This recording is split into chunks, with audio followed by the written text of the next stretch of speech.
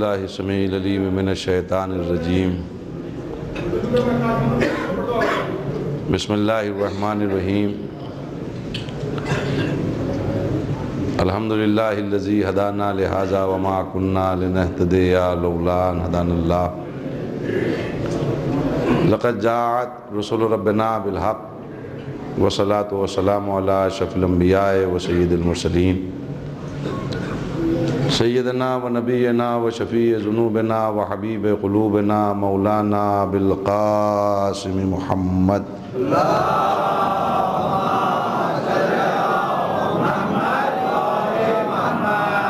وآل بیتہ طیبین الطاہرین المعصومین المظلومین ولعنۃ اللہ علی اعدائہم وقتلتہم وغاصبی حقوقہم ومنکری فضائلہم ومصائبہم وتشہیم وطہارتہم ولزمتہم ولسمتہم وشجاعتہم وولایتہم اجمعین من یومنا ھذا الی یوم الدین اما بعد فقط قال اللہ تبارک و تعالی فی کتابہ المبین وہو اصدق الصادقین وقولہ الحق بسم اللہ الرحمن الرحیم یا ایتھا النفس المطمئنۃ ارجعی الی ربک راضیۃ مرضیہ فادخلی فی عبادی وادخلی جنتی. ایک صلوات بھیج دیں محمد والے.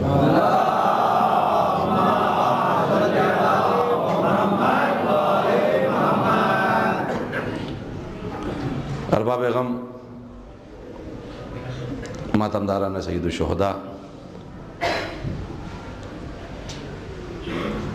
خداوند عالم ہماری اس سال کی عزا کو قبول فرمائے اور ہماری توفیقات میں اضافہ بھی فرمائے، اور اللہ کرے کچھ ایسا ہو جائے کہ ہمارا عمل جو یہ عزا ہے وہ ایک دکھیاری ماں قبول فرما لے. اس لیے کہ اگر شہزادی کونین ہم کو دعائیں دیتی ہوئی چلی گئیں تو ہماری دنیا بھی سمر جائے گی، ہماری عقبہ بھی سمر جائے گی. اس لیے کہ روایتوں میں ہے، علماء کرام بھی، خطبہ بھی، ذاکرین بھی اس بات کو پڑھتے ہیں کہ جہاں کہیں ذکر امام حسین علیہ السلام ہوتا ہے وہاں وہ بے کس ماں، مظلومہ ماں تشریف لاتی ہیں، اور یہ ان کا کرم ہے، یہ ان کا احسان ہے کہ اس طرح ہم غریبوں کا بھی خیال رکھتی ہیں. اس لیے کہ ان کی طرف سے کوئی شرط نہیں ہے کہ تمہارا مکان کیسا ہے، تمہارا لباس کیسا ہے، تم صاحب ثروت ہو کہ نہیں، تم صاحب زر ہو کہ نہیں ہو. ہمیں تم سے کچھ نہیں چاہیے ہے، فقط میرے لال کا ذکر کر رہے ہو کہ نہیں کر رہے ہو. اور میں تم سے وعدہ کرتی ہوں کہ جہاں کہیں تمہارا محل یا جھوپڑی نہیں دیکھوں گی، جہاں کہیں ذکر حسین ہوگا میں پہنچوں گی. تمہیں سواری بھیجنے کی ضرورت نہیں. میں کیا کہنا چاہ رہا ہوں اول اس لیے کہ آج عشرے کی ابتدا ہے اور ایام عزا یہ چاند رات نہیں ہے، یہ ایام عزا کا آغاز ہے. تو چند باتیں اپنے نوجوانوں کے نام سے، بزرگ تو صاحبان علم ہیں اور جانتے ہیں اس بات کو، اپنے نوجوانوں کو اور اپنے بچوں کو ایک میسیج دیتے ہوئے بات کو مکمل کروں کہ یہ بڑا شرف ہے کہ ہم فرش عزائے حسین پر آ کر بیٹھتے ہیں، اور اللہ کرے یہ سلسلہ جاری بھی رہے. لیکن بیٹھنے میں ایک ہوتا ہے روٹین وے میں بیٹھنا، روایتی طور پر بیٹھنا، یہ سوچ کر بیٹھنا کہ یہ ہاں ہمارے باپ کے زمانے سے چلا آ رہا ہے اس لیے ہم آ کر بیٹھیں گے. اس کی کبھی کوئی اہمیت نہیں رہی ہے، چاہے آپ عبادات میں جائیے، چاہے جملہ اعمال میں جائیے، اس کی کبھی کوئی ویلیو نہیں ہے جب تک کہ آپ خلوص نیت کے ساتھ اس منظر کو باقاعدگی کے ساتھ پس منظر سمیت دیکھیں. پس منظر سمیت دیکھیں. اس کا سبب کیا ہے؟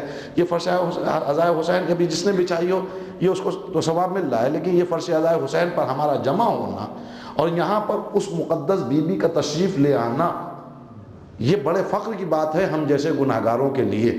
اس لیے کہ اگر آپ تاریخ کو جا کر دیکھیے اور بی بی زہرا سلام اللہ علیہا کی شخصیت کو جا کر دیکھیے تو شاید آپ میری بات کی تائید کریں گے کہ محشر کے ہنگام میں جہاں ہر اچھا و برا جو بھی ہو سب پریشان نظر آئیں گے، اس ہنگام میں بھی اگر بی بی زہرا سلام اللہ علیہا تشریف لائیں گی تو ایک وی وی آئی پی کی حیثیت سے ایک درود بھیج دیجیے محمد و آل محمد تو عرض کروں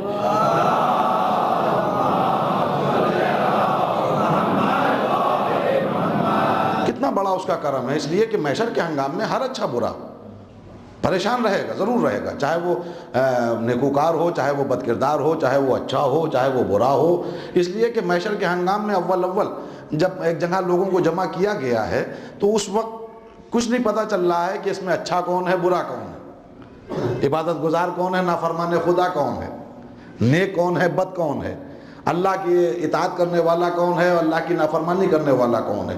ابھی تو بس ایک محشر کے ہنگام میں یوم یکون الناس کالفراش المبثوث، سورہ قاریہ میں ارشاد ہوا کہ بس ایک منزل پہ تمہیں لے جایا جائے گا، وَتَكُونُ الْجِبَالُ كَالْعِهْنِ الْمَنْفُوشِ، اور یہ جو بڑے بڑے پہاڑ دیکھ رہے ہو یہ روئی کی طرح ہو جائیں گے، بلکہ علامہ فرمان علی صاحب قبلہ نے اس کا جب ترجمہ کیا تو بریکٹ میں لکھا دھنکی ہوئی روئی۔ یہاں تو اتنی سردی نہیں پڑتی ہے، ہم یو پی کے رہنے والے ہیں، لکھنؤ کے رہنے والے ہیں، ہم کو معلوم ہے یہ دھنکی ہوئی روئی کیا ہے، یعنی ایک دم یہ جو پھرپھرے ہو جائیں گے، پھسپھسے سے ہو جائیں گے، اس طرح اس وقت جو پہاڑ ہو جائیں گے۔ فَأَمَّا مَنْ ثَقُلَتْ مَوَازِينُهُ فَهُوَ فِي عِيشَةٍ رَاضِيَةٍ، تب ایک میزان عدالت ہوگا، وہاں پر اچھائیاں اور برائیاں تولی جائیں گی۔ فَأَمَّا مَنْ ثَقُلَتْ، وزن جس کا ہوگا نام عمل میں نیکیوں کا، فَهُوَ فِي عِيشَةٍ رَاضِيَةٍ، تو وہ تو عیش میں رہے گا، لیکن وَأَمَّا مَنْ خَفَّتْ مَوَازِينُهُ فَأُمُّهُ هَاوِيَةٌ، لیکن جس کے نام عمل میں برائیوں کا پلہ بھاری ہوا اور نیکیاں کم ہوئی، فَأُمُّهُ هَاوِيَةٌ، ہاویہ میں ڈال دیا جائے گا۔ وَمَا أَدْرَاكَ مَا هِيَ، تم کیا سمجھتے ہو کہ یہ ہاویہ کیا ہے؟ یہ فصاحت قرآنی ہے کہ جب اہم ٹاپک پر گفتگو ہوئی تو ایک بار رک کے سوال کر لیا، وَمَا أَدْرَاكَ، تم کیا سمجھے؟ نارون حامیہ، جلتی ہوئی آگ ہے، دہکتا ہوا جہنم ہے۔ تو عزیزان گرامی، اب اس میزان عدالت سے پہلے ابھی پتہ نہیں چلے گا، لوگوں کی زبانیں باہر نکلی ہوں گی، نفسی نفسی کا عالم ہوگا، باپ بیٹے کو دیکھ رہا ہوگا، بیٹا باپ کو دیکھ رہا ہوگا، دوست دوست کو دیکھ رہا ہوگا، عزیز عزیز کو دیکھ رہا ہوگا، لیکن خود اتنے مصائب میں ہوں گے، مصائب کی آماجگاہ ہوگا کہ ایک دوسرے کو پہچاننے کو انسان ترس رہا ہوگا۔ بلکہ روایات یہ کہتی ہیں کہ آخر میں گھبرا کر تمام جمع ہونے والے محشر کے ہنگام میں کہیں گے کہ معبود اب جو بھی میرے حق میں فیصلہ ہے کرنا ہو کر دے، چاہے جہنم میں ڈال دے چاہے جنت میں بھیج دے، لیکن اس مصیبت سے نجات دلا دے۔ تو اس کے بعد میں کہا جائے گا ٹھہرو، انتظار کرو، ابھی جب تک کہ تمہارے وقت کا نبی تم پر گواہ نہیں بن جائے گا، کسی کا نام عمل کا کوئی رزلٹ واضح نہیں ہوگا، اس وقت تک کہ تمہارے نام عمل چیک بھی نہیں کیے جائیں گے۔ اب تمام امتیں اپنے دور کے نبی کا انتظار کرنے لگیں گی، آدم والے آدم کا، نوح والے نوح کا انتظار کر رہے ہیں، جناب ابراہیم والے جناب ابراہیم کا انتظار کر رہے ہیں، موسیٰ والے موسیٰ کا انتظار کر رہے ہیں، یعنی انبیاء کرام کا انتظار ہو رہا ہے، تمام قومیں جمع ہیں۔ اب اس کے بعد میں قرآن ایک آواز دیتا ہے کہ اس وقت جب تمام انبیاء آ چکیں گے تو انبیاء کے لیے ایک آواز آئے گی کہ رک جاؤ، ٹھہر جاؤ، اب تم پر کوئی گواہ آنے والا ہے۔ ہاں، یہ تو اب ظاہر ہے کہ یہ انتظار خود انبیاء کو بھی کرنا پڑے گا محشر کے ہنگام میں۔ میں جو کہنا چاہ رہا تھا وہ بات کہہ گیا کہ فَكَيْفَ إِذَا جِئْنَا مِنْ كُلِّ أُمَّةٍ بِشَهِيدٍ وَجِئْنَا بِكَ عَلَىٰ هَٰؤُلَاءِ شَهِيدًا، اے محمد یاد کیجئے اس وقت کو کہ جب تمام امتیں اپنے دور کے نبی کا انتظار کر رہی ہوں گی، اور محمد آپ کی عظمتوں کا یہ عالم ہوگا کہ آپ تمام انبیاء پر گواہ ہوں گے۔ تو اب سرکار ختمی مرتبت گواہی کے لیے آئیں گے تو اب اس کے لیے یوں ہی تھوڑی نہ آ جائیں گے۔ اب جب امتوں کا مسئلہ، بلکہ روایت مختلف انداز میں مفسرین نے، میں اس میں الجھوں گا نہیں، بس ایک خاکہ پیش کرتے ہوئے آگے بڑھ رہا ہوں کہ مفسرین میں تھوڑا سا اس سلسلے میں جو روشنی ڈالی ہے وہ یہ کہ جب انبیاء کرام لوگوں کے نام عمل دیکھیں گے اور ہر آدمی دوڑ رہا ہوگا، دستخط کر دیے دستخط کر دیے دستخط کر دیے، تو کہیں گے ٹھہرو، تم اللہ کے بندے تھے، تم نافرمانی کرتے تھے، تم نے دین کو مانا، تم نے نہیں مانا، تم نے نہیں مانا، تم نے نہیں مانا، تم نے مانا، تم نے نہیں مانا، تم نے نہیں مانا۔ تو اس میں میجورٹی جو ہوگی، اکثریت جو ہوگی ان لوگوں کی ہوگی جن کو وقت کا نبی انکار کر دے گا کہ یہ امتی نہیں تھا، تو یہ سب مل کے ایک بار یک زبان ہو کے کہیں گے کہ پروردگار اس نبی نے دین ہی نہیں پہنچایا۔ نبی کہیں گے ہم نے دین پہنچا دیا، امتیں کہیں گی کہ نہیں پہنچایا۔ اب ایک طرف میجورٹی ہوگی، ایک طرف تنہا نبی ہوگا، وہ کہہ رہا ہوگا دین پہنچا دیا، وہ کہیں گے کہ دین نہیں پہنچایا، تو گھبرا کے انبیاء کرام کہیں گے کہ پروردگار کوئی ہماری نبوت پر گواہ ہو تو اس کو بھیج دے۔ تو کہا جائے گا انتظار کرو، نبی آ جائیں۔ اب تمام امتوں کو تو ہٹا دیا جائے گا، اب 1,23,999 پیغمبر انتظار کر رہے ہوں گے، محمد آ جائیں، محمد آ جائیں، محمد آ جائیں۔ آپ متوجہ ہیں جو میں کہنا چاہ رہا ہوں؟ یہ جو ہم محمد کا انتظار کر رہے ہیں یہ انبیاء کی سیرت ہے، بس فرق یہ ہے کہ وہاں پہلے کا ہوگا، یہاں آخری کا ہو رہا ہے۔ یہاں آخری کا ہو رہا ہے، انتظار ہو رہا ہے. تو اب سرکار ختمی مرتبہ تشریف لائیں گے. ہاں آدم نے دین پہنچایا، نوح نے دین پہنچایا، ابراہیم نے دین پہنچایا، عیسیٰ اور موسیٰ نے دین پہنچایا. میں گواہ ہوں، میں گواہ ہوں، میں گواہ ہوں کہ دین پہنچایا. ایک بات میں عرض کروں عزیزان گرامی، دین کی گواہی یہ کوئی دنیاوی عدالت نہیں ہے کہ جہاں چند پیسے لے کر جھوٹی سچی گواہی دے دے. یہ اللہ کی عدالت ہے.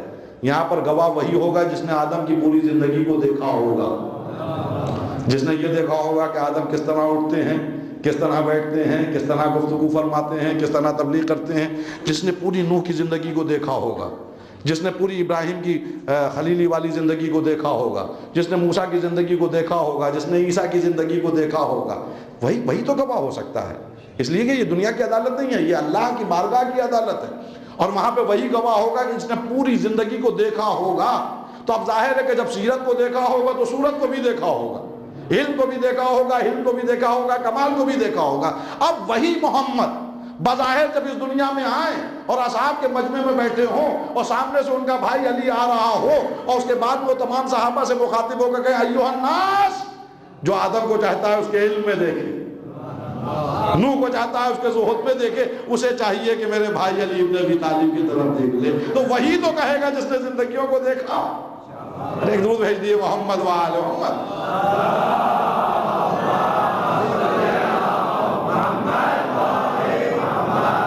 بات سے بات نکل آئی. میں جو کہنا چاہ رہا تھا وہ یہ کہ انبیاء کرام بھی ایک تھوڑا سا لمحہ، اب مجھے نہیں معلوم وہ کتنی ٹائمنگ ہوگی، لیکن وہ اس طرح تو ہوگا کہ محمد آئیں تو گواہ بن جائیں.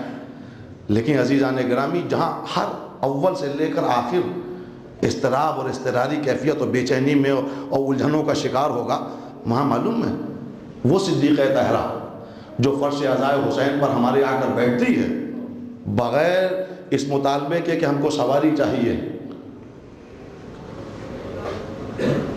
وہ محشر کے ہنگام میں جب پہنچے گی تو کیا ہوگا معلوم ہے؟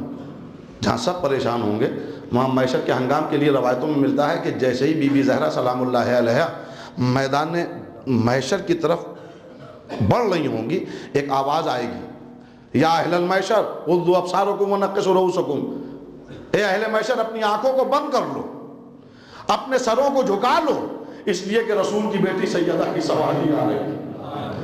میں کیا کہہ رہا ہوں عزیزان گرامی، یہ فرش عزائے حسین یہ بہت بڑی نعمت ہے. اللہ کا شکر ہے، ہم کو اپنے بزرگوں کو دعائیں دینا چاہیے، اور خصوصاً آپ ان تمام لوگوں کو جنہوں نے آپ کو اہل حق دین حق کی طرف باقاعدگی کے ساتھ متوجہ کیا ہے. ان کے لیے ہر نماز میں جس طرح اگر اپنے مرحوم ماں باپ کے حق میں دعا کرتے ہیں، استغفار کرتے ہیں اور ان کے لیے اصالِ ثواب کرتے ہیں، اسی طرح ان لوگوں کے لیے بھی استغفار کیے. اس لیے کہ ہماری خوش نصیبی ہے، خوش نصیبی ہے کہ ہم اس ڈیوڑی سے وابستہ ہیں کہ جو اتنے بڑے لوگ ہیں کہ محشر کے ہنگام میں بھی جب پہنچیں گے تو یوں ہی نہیں پہنچیں گے، بلکہ علامہ باقر مجلسی نے لکھا ہے کہ جس وقت بی بی زہرا سلام اللہ علیہ کی سواری آئے گی تو پوری سواری کی کیفیت لکھی ہے کہ اس طرح کی سواری ہوگی، اس طرح حوریں ساتھ ساتھ چل رہی ہوں گی، وہ مقدس بیویاں بھی آپ کے ساتھ ساتھ ہوں گی، اور وہاں آنے کے بعد عرش کے پائے کو پہلے تھامیں گی. معبود سب کا فیصلہ بعد میں، پہلے میں ایک سوال لے کے آئی ہوں. بنت رسول کون سا سوال؟ اتنا بتا دے کہ میرے لال حسین بے جرم و خطا 3 روز کا بھوکا پیاسا کیوں قتل کر دیا. عزیزان گرامی، جو بی محشر کے ہنگام اس شاہانہ انداز میں آتی ہو، اس نے ہم سے کوئی شکوہ نہیں کیا، کوئی سوال نہیں کیا، فقط اتنا ہے کہ فرش عزائے حسین بچھا لو. اب ہمارا اپنا ضمیر جو ہے، اگر ہم اپنے ضمیر کو کھنگالیں، اپنے دل کی آواز کو سنیں اور اپنی غیرتوں کو دیکھیں تو شاید اس نتیجے پر پہنچ سکتے ہیں کہ اب یہاں پر کوشش ہم یہ کریں کہ باوضو آ کر بیٹھ جائیں، کوشش یہ کریں کہ ہم فرش عزائے حسین کو چوم کے بیٹھیں، اس لیے کہ نہیں معلوم کہ وہ بی بی کہاں ہے. یہ تو معصوم جانتے ہیں کہ بی بی کہاں ہے، یہ ہم آپ نہیں جانتے ہیں، یہ تو معصوم جانتے ہیں.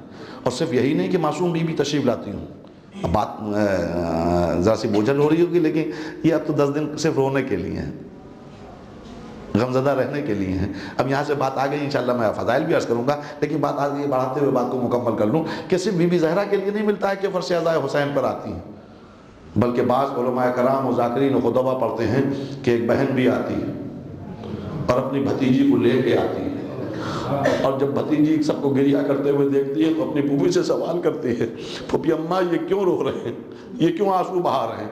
تو اس کے بعد میں جب پھوپھی جواب دیتی ہے بیٹی سکینہ یہ تمہارے بابا کو یاد کر کے رو رہے ہیں، تو بڑی معصومیت کے ساتھ سوال کرتی ہے پھوپھی اماں کاش یہ کربلا میں ہوتے تو میرا بابا نہ مارا جاتا، میرا چچا ابو الفضل عباس نہ مارا جاتا، میرا بھیا علی اکبر نہ مارا جاتا، میرا قاسم نہ مارا جاتا۔ یہ روایتوں میں ملتا ہے، بلکہ صرف بی بی زہرا سلام اللہ علیہا اور جناب زینب سلام اللہ علیہا اور بی بی سکینہ سلام اللہ علیہا کے لیے نہیں، بلکہ ایک روایت میں عرض کروں، معصومین یہ کہتے ہوئے نظر آ رہے ہیں کہ جہاں کہیں فرش عزائے حسین ہوتی ہے ہم سب بلائے جائیں یا نہ جائیں ہماری ذمہ داری ہے کہ ہم فرش عزائے حسین پہ پہنچیں اور اس مجلس میں شریک ہوں۔ دو باتیں، ایک تو بی بی زہرا سلام اللہ علیہ کی آمد کے لیے چوتھے امام کا وہ واقعہ گواہ ہے کہ جہاں آپ نالین کے قریب بیٹھے ہوئے تھے اور صاحب خانہ نے کہا فرزند رسول آپ تو صدر مجلس میں بیٹھے تھے یہاں کیوں آ گئے؟ کہا تمہیں نہیں معلوم میری جدہ ماجدہ اپنے بیٹے کو یاد کر کے رو رہی۔ دوسرا واقعہ عرض کروں، ایک صحابی ہیں جناب فضیل ابن یسار، چھٹے امام کے شاگرد ہیں اور خود امام بھی ان کو بہت زیادہ چاہتے ہیں۔ جناب فضیل بڑی اہمیت کے حامل شخصیت بھی ہیں، اس لیے کہ معصوم کی نظر خاص ان کے اوپر ہے، اس سے زیادہ ان کی شخصیت کی وضاحت نہیں ہو سکتی۔ بھئی اتنا یہاں سے لے کر ماشاءاللہ اتنے مومنین کا مجمع ہے، لیکن امام جس پر درس دیتے تھے تو تاریخ گواہ کے 4000 لوگ، 4000 تو طالب علم تھے جو قلم کاغذ لیے ہوئے بات نوٹ کیا کرتے تھے کہ مولا کیا فرما رہے ہیں، اور خدا کی قسم ایسا پڑھانے والا جہاں مختلف نظریوں کے لوگ بیٹھے ہوں وہاں پر ہر آدمی یہ کہتا ہوا اٹھے کہ آج تسلی ہو گئی، یہ کمال امام جعفر صادق علیہ السلام ہے اور کوئی دوسرا نہیں۔ یہ کمال ہے ان کا کہ ہر آنے والا، بہت سے دشمن آ کر بیٹھتے تھے، کمی ڈھونڈنے کے لیے بیٹھتے تھے، لیکن کوئی مجلس امام سے یہ کہتا ہوا کبھی نہیں اٹھا کہ آج تشنا رہ گئے، آج پیاسے رہ گئے، آج جو امام کو چاہیے تھا نہیں بیان کیا۔ کمال تھا کہ امام بیان کرتے جاتے تھے، ہر اٹھنے والا کہتا تھا آج میں اپنے بات سے مطمئن ہو گیا، جو میرا سوال تھا میں اس سے مطمئن ہو گیا، دوسرے فرقے والا کہہ رہا ہے کہ میں مطمئن ہو گیا، تیسرے فرقے والا کہہ رہا ہے میں مطمئن ہو گیا۔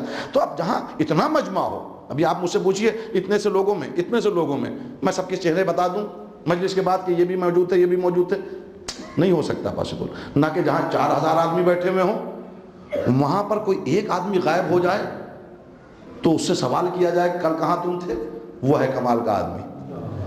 میں کیا کہہ رہا ہوں عزیزان گرامی، جناب فضیل ابن یسار، ان سے روایتیں بھی بہت نقل کی گئی ہیں اور ان کو بڑا معتبر جانا جاتا ہے۔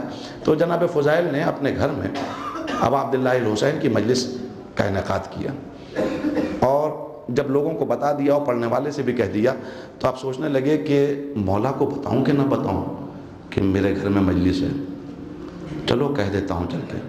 پھر ایک دل میں خیال آیا کہ میرا ٹوٹا سا مکان ہے، بوسیدہ سا مکان ہے، مولا کے شانہ نشان نہیں ہے کہ وہ ہمارے اس غریب خانے میں آئے۔ پھر دل کہتا تھا کہ کریم ہے، یہ گھرانہ ہی شریف ہے، یہ ہمارا مکان نہیں دیکھیں گے، بس کہہ دو تو یہ آ جائیں گے۔ پھر دل ڈرتا تھا کہ مولا کہاں میرے مکان میں آئیں گے، اور اسی میں الجھن میں آخر میں انہوں نے بڑا کڑا فیصلہ لیا کہ چلو خاموشی سے اپنے گھر میں مجلس حسین کر لیں اور امام کو بتائیں نا مجلس کی، چونکہ اس روز مجمع جمع ہو گیا، آنے والے جمع ہوئے، مجلس حسین ہوئی، یہ بھی مصروف رہے خدمت میں آنے والوں کی، تو اس دن اتنا ٹائم آپ کو نہیں مل پایا، اتنا وقت نہیں مل پایا کہ آپ امام کی خدمت میں اس مجلس میں جاتے جہاں درس دیا جاتا تھا۔ اس دن آپ کی ناغہ ہو گئی، آپ نہیں جا پائے۔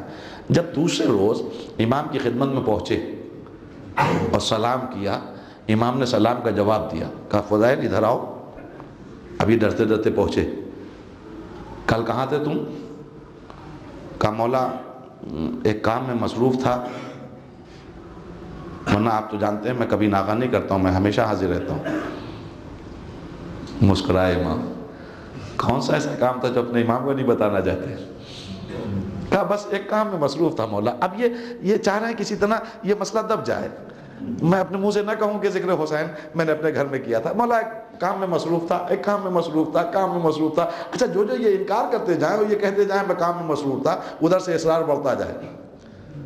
فضیل کیا مولا کو بھی نہیں بتاؤ گے؟ اپنے مولا کو بھی نہ بتاؤ گے؟ اپنے مولا۔ اب جب اصرار حد سے سوا ہوا تو تھر تھرا کے ہاتھ جوڑ کے کھڑے ہو گئے جناب فضیل، اور کہنے لگے مولا میں سچ کہوں کل مجھ سے غلطی ہو گئی، میں آپ سے معافی مانگنا چاہتا ہوں، کہا فضیل ایسی کیا بات ہے جو تم معافی مانگ رہے ہو؟ کہا مولا میں نے اپنے گھر میں ابا عبداللہ الحسین آپ کے جد مظلوم کی مجلس کی تھی. تو کہا فضیل کیا کہا تم نے؟ میرے دادا کی مجلس کی اور مجھے اطلاع نہیں دی. کہا مولا آپ کے شایان شان میرا مکان نہیں تھا. یہ کہہ کر رونے لگے جناب فضیل. ورنہ مولا آپ تو جانتے ہیں میں آپ کو ضرور اطلاع دیتا. جب روتا ہوا دیکھا تو امام آگے بڑھے, میں روایت کے جملے میں عرض کر رہا ہوں, آگے بڑھے, کاندھے پہ ہاتھ رکھا. کہا فضیل معافی مانگنے کی ضرورت نہیں, خیر تم نے ایک کام بڑا اچھا کیا تھا جس وقت مجلس کی تھی. کہا کیا مولا؟ کہا اپنے دروازے پر فلاں رنگ کا پردہ آویزہ کر دیا تھا, فلاں رنگ کا پردہ لگا دیا تھا. کہا مولا آپ کو کیسے معلوم, کس نے بتا دیا آپ سے کہ میرے دروازے پہ فلاں رنگ کا پردہ لگا ہوا تھا؟ کہا اسی کے پیچھے تو تمہارا امام بیٹھا ہوا مجلس حسین, اسی کے پیچھے تو تمہارا مولا مجلس حسین سن رہا تھا. کہا مولا آپ وہاں آ گئے تھے؟ تو دو جملے ملتے ہیں تاریخ میں عزیزان گرامی, دو جملے. پہلا جملہ کہا کاندھے پہ ہاتھ رکھے فضیل فضیل فضیل تم لوگ بلاؤ یا نہ بلاؤ, جہاں کہیں میرے جد مظلوم کا ذکر ہوتا ہے ہم آل محمد پہنچتے ہیں. اور دوسری بات کہی کہ فضیل تم نے کوئی غلطی نہیں کی ہے, تم کیوں پریشان ہو رہے ہو؟ کہا مولا بس اب آخری بات میں کہہ رہا ہوں, اگر پردے کے پیچھے تک آ گئے تھے تو صدر مجلس میں آ جاتے. تو چیخ ماری امام نے اور کہا کہ فضیل بے شک میں آ جاتا, لیکن تم لوگوں کو نہیں معلوم میری جدہ ماجدہ جب فرش عزائے حسین پر بیٹھتی ہیں اور گریہ کرتی ہیں تو اس وقت ان کے اوپر کیا گزر رہی ہوتی ہے. فضیل تم لوگ خوش نصیب ہو, تم لوگ خوش نصیب ہو کہ ان آوازوں کو سنتے نہیں ہو. زمین کانپ رہی ہوتی ہے, آسمان تھرا رہا ہوتا ہے جب ایک ماں چیخ کے کہتی ہے ہائے میرا حسین. تو عزیزان گرامی یہ اس بی بی کا شرف ہے, اور وہ بی بی محور ہے, مرکز ہے, پوائنٹ ہے کہ جہاں پر تمام عصمتیں آ کے جمع ہوتی ہیں. کل حدیث کے سامنے سنا تھا ہم فاطمہ و ابوہا و بانوہا و بنوہا. فاطمہ ہیں, ان کے پاپا ہیں, ان کے شوہر ہیں, ان کے بچے ہیں. مرکزیت بی بی زہرا سلام اللہ علیہا کے نام. اور میں ایک بات اپنے نوجوانوں کو اور عرض کرتا چلوں کہ یاد رکھیے, اگر معصومین میں بی بی زہرا سلام اللہ علیہا راضی ہو گئی تو سب راضی, اگر بی بی زہرا سلام اللہ علیہا ناراض ہیں تو کوئی راضی نہیں ہو سکتا. واقعہ سناؤں آپ کو. یہ روایت ملتی ہے کوفے کی.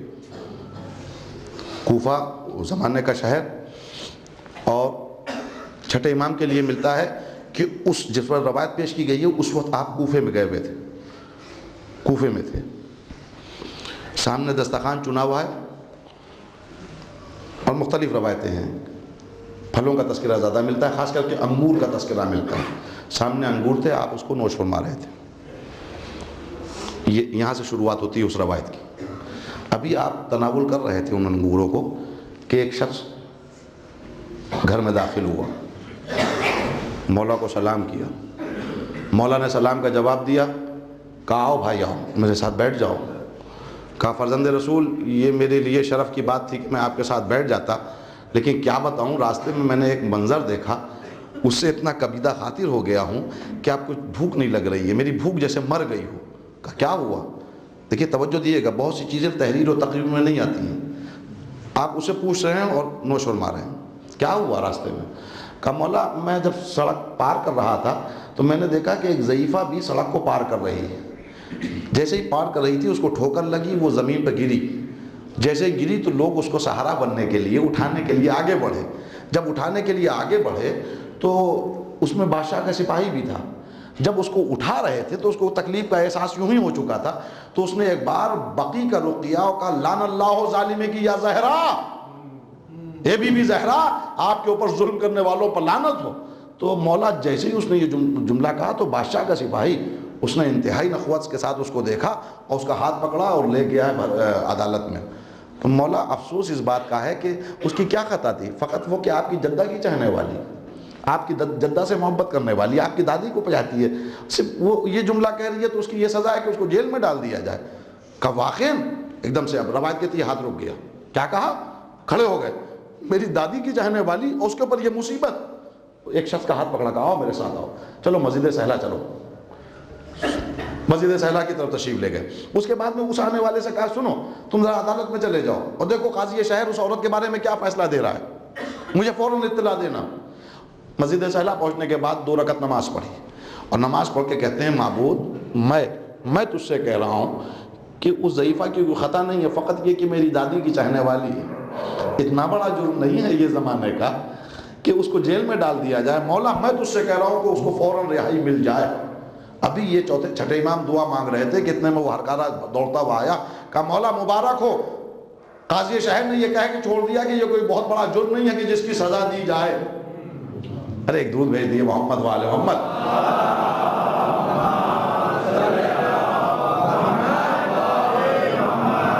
یہ کوئی ایسا بڑا جرم نہیں ہے کہ جس کی سزا دی جائے، آزاد کر دیا۔ کہا پروردگار تیرا شکر ہے، پروردگار، یہ چھٹے امام کہہ رہے ہیں، پروردگار تیرا شکر ہے۔ اس کے بعد میں آنے والے سے پوچھا ایک بات بتاؤ، کیا تم اس ضعیفہ کا گھر جانتے ہو، اس مومنہ کا؟ کہا فرزند رسول میں جانتا ہوں۔ کہا میرا ایک کام کرو گے؟ کہا مولا فرمائیے، آپ کے لیے جان قربان ہے۔ تھیلی نکالی، کہا جاؤ یہ 300 درہم، روایت کے جملے 300 درہم اس میں رکھے ہوئے تھے، کہا یہ تھیلی لے جاؤ ضعیفہ کے پاس اور کہنا کہ حضرت نے بھیجا ہے تحفہ۔ آپ غور کر رہے ہیں میں کیا عرض کر رہا ہوں؟ بی بی زہرا کی رضا میں اگر کوئی انسان آگے بڑھتا ہے تو آل محمد تحفے عطا کرتے ہیں، آل محمد تحفے عطا کرتے ہیں، یہ تحفہ دے آؤ۔ اور اس کے بعد میں جو کمال کی بات ہے وہ یہ کہ کہنے لگے یہ میری طرف سے تحفہ دے دینا، اور سنو میرا سلام کہہ دینا۔ کہنا جعفر زادے نے تمہیں سلام کہلوایا؟ تو روایت کے جملے ہیں کہ چاہنے والا گیا اور جانے کے بعد اس کو تحفہ دیا۔ کہا یہ کیا؟ کہا کہ حضرت نے بھجوایا ہے، اور سنو تمہیں حضرت نے سلام بھی کہلوایا ہے۔ تھتھرانے لگی، کیا کہہ رہے ہو تم؟ کیا میرے مولا نے مجھ کو سلام کہلوایا ہے؟ کہا تمہیں سلام کہلوایا ہے۔ اب روایت کہتی ہے 3 مرتبہ غش کھا کے گری اور اٹھی، پھر پوچھتی تھی کیا سچ بتاؤ؟ ہاں مولا نے سلام، پھر گر گئی۔ سچ بتاؤ؟ مولا نے سلام کروا، پھر گر گئی۔ اس کے بعد میں جب تیسری بار اٹھی تو کہنے لگی کہ حضرت کو بھی میرے سلام کا جواب دے دینا، اور سنو یہ تھیلی واپس لیتے جاؤ۔ حضرت سے کہہ دینا کہ اللہ کا شکر ہے میرے پاس کوئی آذوقے کی کوئی پریشانی نہیں ہے، میری اقتصادیات بہت اچھی ہیں، گھر میں کوئی پریشانی نہیں ہے، اور میں تو ان کی جدہ کو کسی لالچ کی وجہ سے محبت نہیں کرتی ہوں، بلکہ میں ان کو بہت زیادہ چاہتی ہوں، اور جب بھی میری اپنی تکلیف ہوتی ہے میں اپنی تکلیف کا احساس نہیں کرتی ہوں بلکہ بی بی زہرا کی تکالیف کو یاد کرتی ہوں، اور یاد کرنے کے بعد ان کے دشمنوں سے اظہار برات کرتی ہوں۔ تو اس کو لیتے جاؤ اور حضرت کو میرے سلام کا جواب دینا۔ آنے والا واپس آیا، حضرت اس ضعیفہ نے تحفہ لینے سے انکار کر دیا۔ کیا کہا؟ کہاں انکار کر دیا؟ اس نے کہا میں نے کسی لالچ کے تحت نہیں کہا تھا، نہ مجھے کسی پیسوں کی ضرورت ہے، اللہ کا شکر ہے میرے گھر میں سب کچھ موجود ہے۔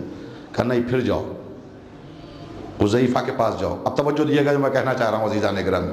کہا ضعیفہ کے پاس جاؤ اور اسے کہہ دینا جو آل محمد دے دیتے ہیں وہ واپس نہیں لیتے، جو آل محمد عطا کر دیتے ہیں وہ واپس نہیں لیتے۔ اور سنو ایک بار پھر اس کو میرا سلام کہنا، پھر میرا سلام کرنا۔ اور جب ٹیپ کا بند ہے، توجہ سے سنیے گا عزیزان گرامی، اور خدا کرے ہم لوگوں کو یہ توفیق ملے کہ ہم اپنی پریشانیاں بھول کے کم سے کم آپ بی بی زہرا سلام اللہ علیہ کے دشمنوں سے اظہار برات کر سکیں۔ اور میرا اپنا تجربہ ہے، دیکھیے کیسٹ بھی بن رہی ہے اور میں بڑے ممبر سے کہہ رہا ہوں، آج چاند رات ہے، میرا اپنا تجربہ ہے کہ جب بھی میں مشکلات میں ہوتا ہوں، اب تو اکثر میری ایک ورد ہو گیا ہے میرے لیے کہ میں یہ تسبیح کم سے کم 135 مرتبہ پڑھتا ہوں۔ لعن اللہ ظالم کی زہرا، لعن اللہ ظالم کی زہرا، لعن اللہ ظالم کی یا زہرا۔ نہ جانے کتنی پریشانیاں ہیں جو ختم ہو جاتی ہیں۔ یہ میں نے اپنے ضمناً تذکرہ کر دیا تاکہ آپ بھی انسپائرڈ ہو اس بات سے۔ مختصر یہ کہ سلام کہلوایا، اور سلام کہلانے کے بعد جو پیارا پیارا جملہ ہے جسے ہم اپنے دل میں اگر محفوظ کر لیں تو شاید ہم اپنے آپ کو بہت بڑا آدمی سمجھیں گے۔ کہنے لگے میرا پھر سے سلام کہنا اور کہہ دینا جو آل محمد دے دیتے ہیں وہ واپس نہیں لیتے ہیں۔ اور سنو اس ضعیفہ کے پاس جا کے کہنا کہ اس کے لیے جنت میں مکان کا جعفر صادق ضامن ہے۔ اور ایک درود بھیج دیے محمد وآل محمد۔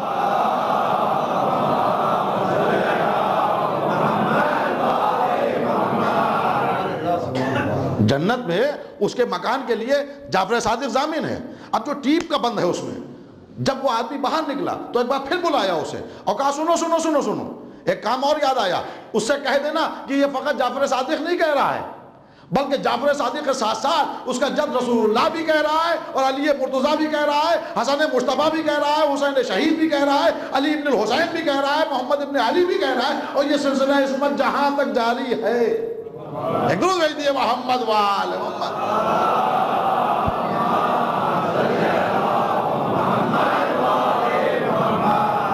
اس لیے کہ اگر یہ راضی ہو گئی تو آل محمد علیہ السلام کے کتنے آفرز ہیں ہمارے نام، تمہیں گھبرانے کی ضرورت نہیں، اس لیے کہ یہ راضی ہو جائیں۔ اور ان کی رضا کے لیے فقط ایک تاریخ کا واقعہ ملتا ہے، بابا یہ آپ کیا فرما رہے ہیں؟ بیٹی ایسا ہوگا، آپ تو موجود ہوں گے نا؟ نہیں۔ ابو الحسن؟ نہیں۔ میں؟ نہیں۔ میرا بیٹا حسن؟ نہیں۔ گھبرا کے ایک بیٹی نے سوال کیا، بابا پھر کون یاد کر کے روئے گا؟ کون ہوگا جو مظلومی کو یاد کرے گا؟ گھبراؤ نہیں، اللہ ایک قوم پیدا کرے گا جو کربلا والوں پہ آنسو بہائے گی۔ بس اس وقت اس بیوی نے فقط ایک جملہ کہا تھا، بابا میں بھی وعدہ کرتی ہوں کہ اس وقت تک کہ جنت میں داخل نہ ہوں۔ آپ غور کر رہے ہیں، ایک وہ بیوی ہے کہ جو بیوی محشر کے ہنگام میں جس وقت آئی ہے تو اعلان ہو رہا ہے کہ اپنی آنکھوں کو بند کر لو، اپنے سروں کو جھکا لو، اس لیے کہ رسول کی بیٹی سیدہ کی سواری آ رہی ہے۔ وہ فرما رہی ہے میں اس وقت تک کہ داخل جنت نہیں ہوں گی جب تک کہ ہر عزادار داخل جنت نہ ہو جائے۔ تو عزیزان گرامی، وہی بیوی ہمارے گھروں میں آتی ہیں، اور یہ فرش عزائے حسین یہ اسی کے تمنا کا نام ہے۔ بلکہ بعض علماء نے، مجھے یاد نہیں ہے نام اس وقت، بعض علماء نے تو عجیب روحانی باتیں لکھی ہیں۔ انہوں نے کہا ہے کہ ہم لوگ نہیں جانتے، یہ مادیت نہیں ہے مجلس حسین، یہ دنیا کا شوشہ نہیں ہے مجلس حسین، بلکہ یہ ایک پلان ہے کربلا کے واقعے کے بعد، اور اس کی ضامن بی بی زہرا سلام اللہ علیہا، اور انہوں نے اسی دن سے طے کیا ہے صبح قیامت تک کا ایک پورا اصول کہ کب، کہاں، کس وقت فرش عزائے حسین بچھے گا، کب کہاں کس وقت ذکر حسین ہوگا، کب کہاں کس وقت کتنے لوگ آئیں گے۔ ارے میں کیا کہہ رہا ہوں عزیزان گرامی، یہ ہمارے مشاہدے میں بعض بار ذکر حسین ہوتا بھی ہے، ہم سن رہے ہوتے ہیں لیکن اتنے غافل ہوتے ہیں کہ ہم فرش عزائے حسین پہ نہیں آ پاتے۔ میں کیا کہہ رہا ہوں عزیزان گرامی، بعض وقت یہ ہوتا ہے کہ نہ چاہتے ہوئے بھی ہم پہنچ جاتے ہیں، تو اس میں ہمارا کنٹرول نہیں ہے۔ بس خدا کا شکر یہی منائیے کہ اللہ کا شکر یہ ہے کہ ہم ان کے کنٹرول میں ہیں کہ جن کے کنٹرول میں ساری کائنات ہے۔ درود بھیج دیے محمد وآل محمد۔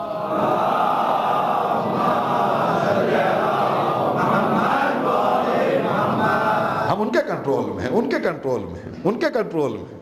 ہاں، اور ایک بات یاد رکھیے گا، دیکھیے میں آپ کے سامنے تو بہت سکون سے پڑھ سکتا ہوں، اس لیے کہ مجھے بتایا امیر بھائی وغیرہ نے کہ اس سے پہلے یہاں صرف 17 لوگ ہوئے تھے، اور اس کے بعد میں پھر دھیرے دھیرے لوگ آل محمد علیہ السلام کے دامن سے متمسک ہوئے۔ تو میں ایک بات بتا دوں، آپ تو ہو گئے، لیکن آپ یہ سمجھ کے نہ بیٹھ جائیے گا کہ اب آقا حسین ہمارے ہیں۔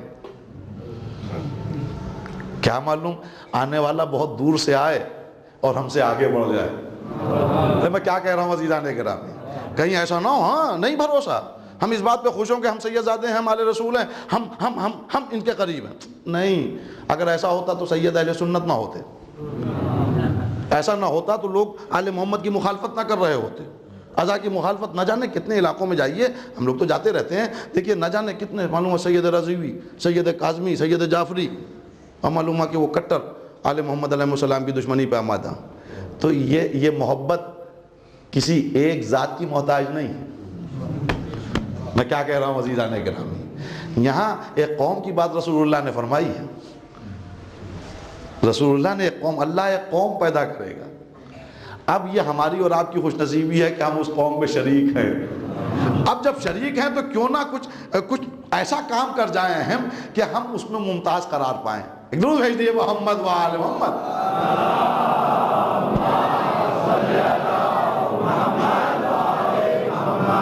ہاں ہم قوم ہیں، اس لیے کہ یہاں اس کا محتاج نہیں۔ دیکھیں ذکر حسین کسی کا محتاج نہیں ہے۔ معاف کیجئے گا آپ لوگ، آج موضوع سے الگ ہٹ کے گفتگو ہو رہی ہے لیکن ہونے دیجئے۔ اس لیے کہ یہ بھی بہت اہم چیزیں ہیں جو میں آپ کے سامنے عرض کر رہا ہوں. انشاءاللہ ابھی موقع ملا تو ابھی، ورنہ انشاءاللہ کل صحیح. کہ ذکر حسین ہم لوگوں کا محتاج نہیں ہے، ہم کریں یا نہ کریں، زمین ماتم حسین کرے گی. آسمان کوئی اگر وہ کان ہو جو سن سکیں تو اس گریے کی آواز سنے گا، پتھر روتے ہوئے نظر آئیں گے، جانوران صحرا جو ہیں وہ آنسو بہاتے نظر آئیں گے. حسین کا ذکر محتاج نہیں ہے. ہاں شکر ادا کیے کہ ہمارے دلوں میں یہ توفیق ہے کہ ابھی تک حسین ہمیں اپنے لگ رہے ہیں، ہمیں اپنے لگ رہے ہیں، ورنہ یہ کسی کو بھی مل سکتی ہے توفیق. اس لیے جب تلوار چلی تھی مولا کی تو ایک تو کو نہیں 70 کو دیکھ کے چل رہی تھی. میں کیا کہہ رہا ہوں عزیزان کرام، 70 کو دیکھ کے جناب مالک پریشان، ایک حسرت دل میں، وہ کہنے لگے کہ آج جنگ کروں گا اور آج اتنے ماروں گا جتنے علی مولا قتل کرتے ہیں. تو اب میدان جنگ میں پہنچ تو گئے لیکن کان لگے ہیں ادھر جدھر مولا متقیان لڑ رہے ہیں. روایت کے جملے ادھر سے ایک آواز آتی تھی اللہ اکبر اللہ اکبر. مالک سمجھ جاتے تھے کہ مولا نے کسی کو واصل جہنم کیا، تیزی سے دشمنوں میں بڑھتے تھے، دشمن کو واصل جہنم کرتے تھے، پھر کان ادھر لگائے. جیسے یہ آواز آئی اللہ اکبر، پھر دشمن میں بڑھے، دشمن کو قتل کر دیا. پھر ایک آواز آئی اللہ اکبر. اس طرح یہاں تک کہ جب سورج غروب ہونے لگا تو ادھر کی فوجیں ادھر، ادھر کی فوجیں ادھر. اب تھکی ہارے جناب مالک دھیرے دھیرے چلتے چلتے گھوڑے کو لگائے ہوئے مولا کے قریب آئے. خیریت مالک کا مولا، بہت دنوں کی حسرت پوری ہو گئی. کیا ہوا؟ کا ایک تمنا تھی جتنے آپ قتل کریں اتنا ہی آپ کا غلام بھی قتل کرے. ہاں مالک تم سچ کہتے ہو، لیکن اتنا بتا دو جب تم قتل کر رہے تھے تو تمہارے سامنے کون تھا؟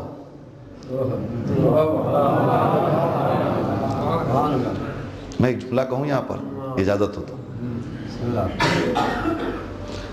مولا متقیان کے چند دوست ہیں، معصومین کے چند ہی دوست نظر آتے ہیں. یعنی چاہے رسول اللہ کا جنازہ ہو اسی سے اندازہ لگتا ہے کہ ان کے کتنے دوست تھے، یا خود مولا متقیان جب 21 رمضان کو دفن کرنے گئے ہیں لوگ تو کتنے لوگ تھے خاندان کے علاوہ. شوسا بن سوہان اور زید بن سہان اور کچھ اور لوگ تھے، یعنی زیادہ سے 10 12 15 آدمی. ہاں بڑے خوش نصیب وہ لوگ ہوتے ہیں کہ جنہیں کمال کی منزل، کمال انسانیت پہ جو پہنچی ہوئی شخصیت ہے. اسی لیے کہا جاتا ہے اس ذات کا نام حسین ابن علی. میں عجیب بات کہہ رہا ہوں اس وقت آپ کے سامنے. رسول اللہ کے پاس بھی 10 12 سے زیادہ نظر نہیں آئے کبھی، بلکہ احد میں تو سب کوئی نظر ہی نہیں آ رہا تھا. ہاں کوئی نظر نہیں آ رہا تھا. تو اسی طرح مولا متقیان کی زندگی میں بھی چند لوگ ہیں خاص، جناب میثم عمار، ادھر جناب مالک اشتر، ادھر جناب ساسا بن سہان، ادھر زید بن سہان، اور ادھر جناب عثمان بن مظعون. بلکہ عثمان بن مظعون کو تو بہت زیادہ چاہتے تھے، اور اتنا چاہتے تھے کہ جب جناب عباس سے چھوٹے والے بھائی پیدا ہوئے تو ان کا نام عثمان رکھ دیا. جب عثمان رکھا تو لوگوں نے احتجاج کیا کہ آپ نے اپنے بیٹے کا نام عثمان کیوں رکھ دیا. دیکھیے ایک پروپیگنڈا ہے، میں تاریخ آپ کے سامنے نہیں پڑھ رہا ہوں، لیکن ایک بات عرض کروں، بڑی خوبصورتی کے ساتھ آل محمد علیہ السلام کے گھرانے میں فلاں فلاں فلاں کے نام نظر آتے ہیں. یہ بھی سیاست ہے تاریخ کی، یہ بھی مکاری ہے کہ ان ناموں کو آل رسول کے گھرانے میں اس طرح پیش کر دو کہ دنیا والے سمجھیں کہ اگر برے تھے تو نام کیوں ہیں. دیکھیے یہ پلان ہے، یہ تاریخ کا پلان ہے. اور ظاہر ہے کہ تاریخ جہاں صاحبان قوت اور طاقت کے پاس ہوتی ہے تو اپنے منمافق تاریخ کے رخ موڑتے رہتے ہیں، جدھر چاہتے ہیں تاریخ موڑ دیتے ہیں. تو آل رسول کے گھرانے میں آپ کو فلاں فلاں فلاں فلاں مل جائیں گے، فلاں مل جائیں گے، فلاں مل جائیں گے. جس پہ سوچنے کی بات ہے، صرف مولا عباس کے چھوٹے بھائی کا نام مولا متقیان نے عثمان رکھ دیا تو شیعوں کو گوارا نہیں ہوا، اور ڈرتے ڈرتے مولا کی خدمت میں پہنچ گئے. کہا مولا ایک سوال لے کر آئے ہیں. ہاں پوچھو کیا پوچھنا چاہتے ہو. کہا مولا آپ نے اپنے بیٹے کا نام عثمان کیوں رکھا. تو ایک بات تو سمجھ میں آ گئی، جن شیعوں کو عثمان نام نہیں پسند تھا انہیں بقیہ نام کیسے پسند ہوگا. میں کیا کہہ رہا ہوں. ہاں یہ سوچنے کی بات ہے، کچھ کامن سینس بھی تو ہوتا ہے کہ جن کو ایک لفظ عثمان نہیں برداشت ہے، ان کو جو غاصبین فدق کے ان کو کیسے برداشت کرتے ہیں. جنہوں نے بی بی زہرا کو رلایا، ستایا، عاجز کیا، ان کو کیسے برداشت کر سکتے کہ ان کے نام ان کے گھرانے میں ہوں. تو آخر میں مولا متقیان کو وضاحت کرنا پڑی. غالباً نہج البلاغہ میں بھی ایک جگہ کوٹ کیا گیا ہے کہ تم لوگ غلط سمجھ رہے ہو، میں نے اس عثمان کے نہیں بلکہ مکے میں میرا عثمان تھا، مظعون کا بیٹا. مجھے بہت یاد آتا ہے جب بہت یاد آیا تو میں نے تمنا کی تھی کہ میرا بیٹا ہوگا تو میں اس کا نام بھی عثمان رکھوں گا تاکہ جب بھی اس کو پکاروں تو میرا دوست یاد آئے۔ ایک بات تو ثابت ہو گئی کہ یاد قائم کرنے کے لیے ایک درود بھیج دیے محمد و آل محمد۔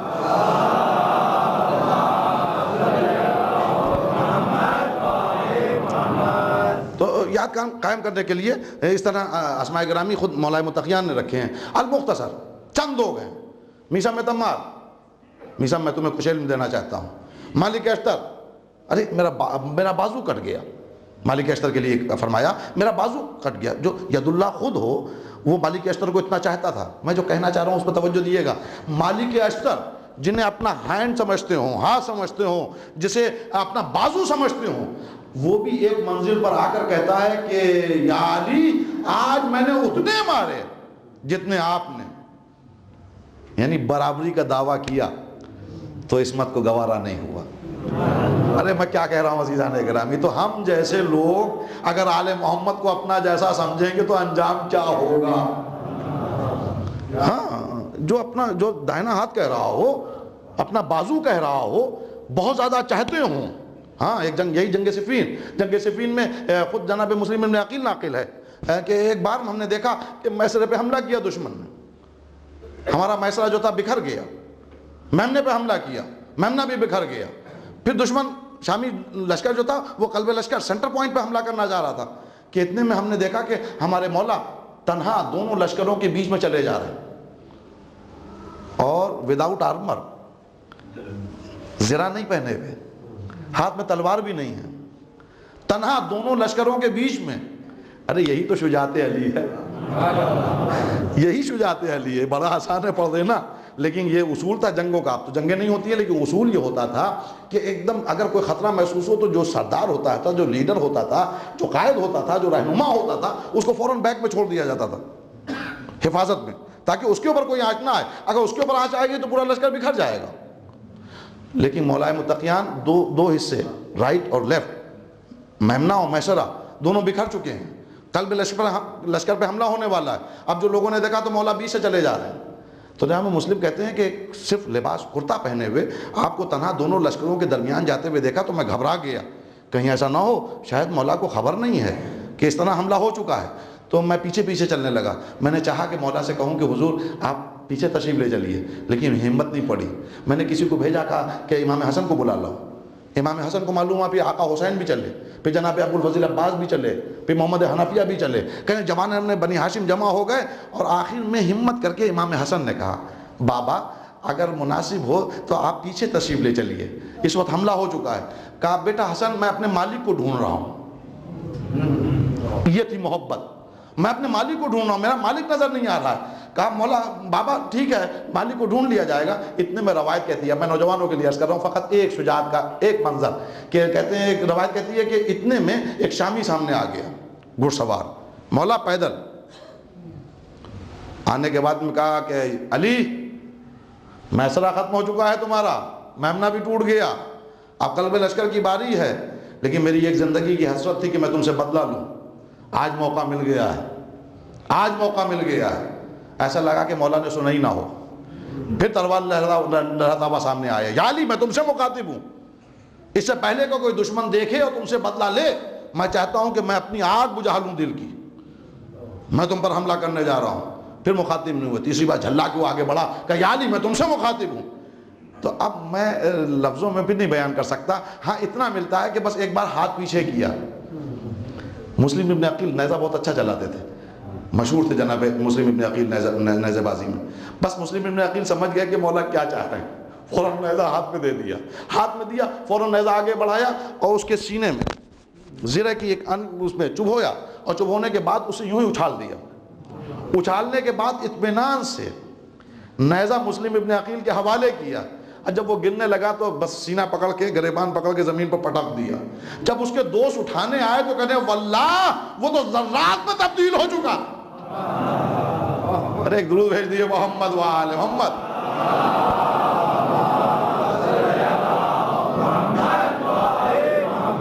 ہاں آپ نے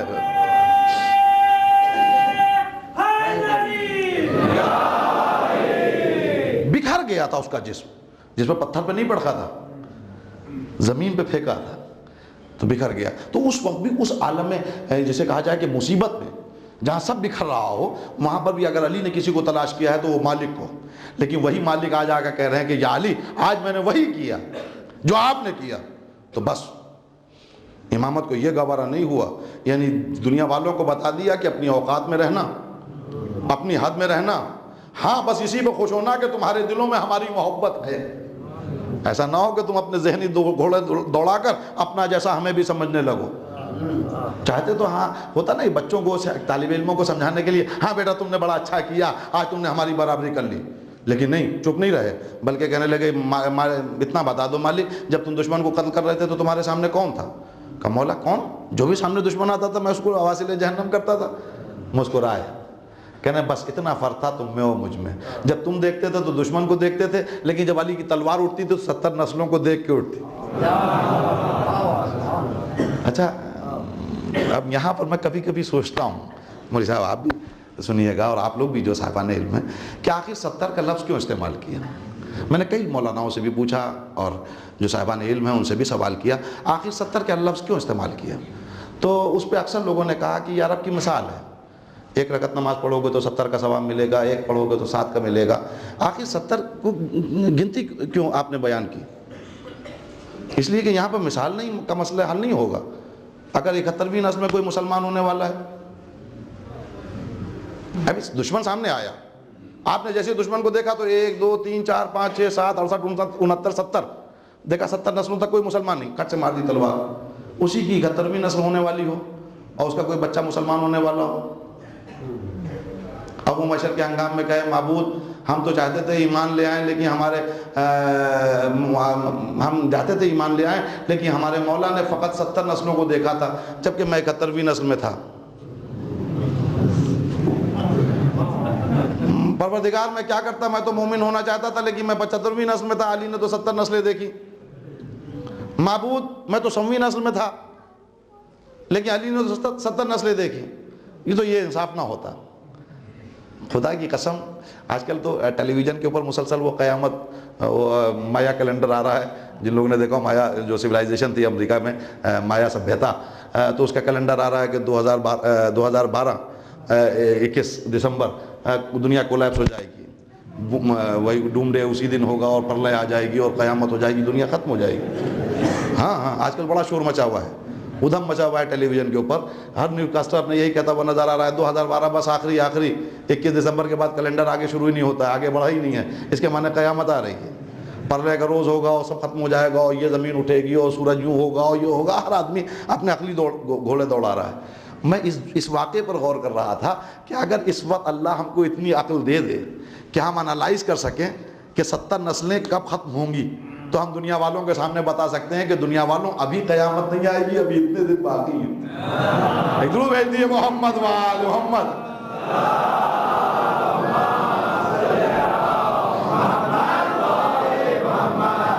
دیکھیے میں آپ سے عرض کروں, میں جو یہ بات کہہ رہا ہوں بے وجہ نہیں کہہ رہا ہوں. میرے پاس بھی شجرہ ہے ہمارے خاندان کا, اس وقت سے زیادہ سے زیادہ 53ویں نسل چل رہی ہے. سادات کرام کے شجروں سے یہ بات تو پتہ چل سکتی ہے کہ پہلے علی ہیں, پہلے مولا ہیں. اس کے بعد میں یہ کون سی نسل ہے؟ کسی کی 49ویں نسل چل رہی ہے, کسی کی 50ویں چل رہی ہے, کسی کی 55ویں چل رہی ہے, مولا سے لے کر پہلے مولا اور اس وقت 55ویں نسل. کسی کی 56ویں نسل چل رہی ہے, کسی کی 60ویں نسل چل رہی ہے, کسی کی 65ویں نسل چل رہی ہے. ابھی 72 کا آنکڑا نہیں ہے پہنچا. میں کیا کہنا چاہ رہا ہوں عزیزان گرامی, اگر کوئی صاحب شعور ہو اور انالائز کر سکے زندگیوں کے بارے میں, تو یہ مولا یہ فقط زبان سے نہیں کہہ رہے ہیں, نہ مسل بیان کر رہے ہیں, بلکہ دنیا والوں کو متوجہ کرنا چاہتے ہیں. اگر صاحب شعور ہوگے تو علی کے جملے سے پہچان لوگے کہ قیامت کب آئے گی, جس دن آخری نسل ہوگی. اقرو ہے دیے محمد وآل محمد.